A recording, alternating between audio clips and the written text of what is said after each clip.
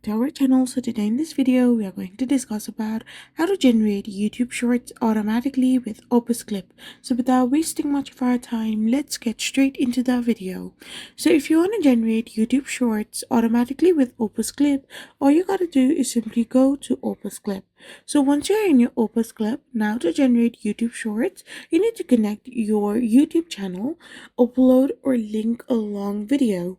After you have done this, you need to let the AI find viral moments and then use the auto processing feature with saved preferences like clip length, template, AI model to generate and even schedule clips directly to your channels, saving manual link pasting and editing time.